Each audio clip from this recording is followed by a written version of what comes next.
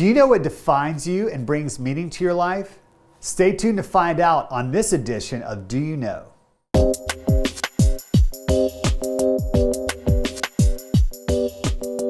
When it comes to the purpose of our lives, a defining question we all must grapple with is what defines us and gives our lives meaning.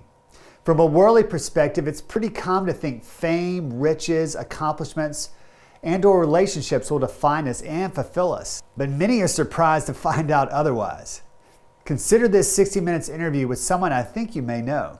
Why do I have 3 Super Bowl rings and still think there's something greater out there for me? I mean, maybe a lot of people would say, hey man, this is what it is. I reached my goal, my dream, my life is me. I thank God, it's got to be more than this. I mean, this can't be what it's all cracked up to be. I mean, I've done it. I'm 27, and what else is there for me? What's the answer? I wish I knew. I wish I knew. I mean, I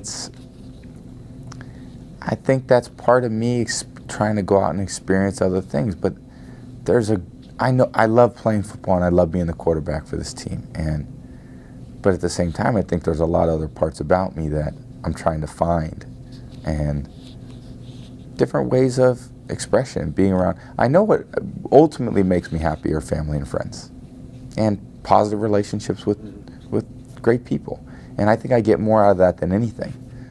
You have to appreciate Tom Brady's honesty and wondering, there's got to be more than this.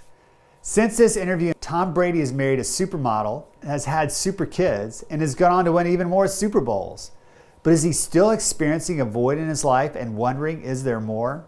As the Apostle Paul challenged the church of Corinth, and we all who with unveiled faces contemplate the Lord's glory are being transformed with his image in ever-increasing glory, which comes from the Lord, who is Spirit. The way to become like Jesus is to behold him and reflect his image to those around us. So what is your calling? This is the good news of the gospel, is that we can be bold in Christ and still admit our weaknesses and not be afraid to be who we are.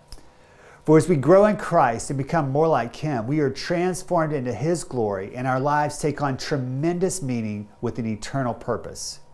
Therefore, let's all seek to live for God and glorify him, serving and loving our fellow image bearers in the process. Don't hesitate to email me your questions at doyouknow@idleadershipforum.org.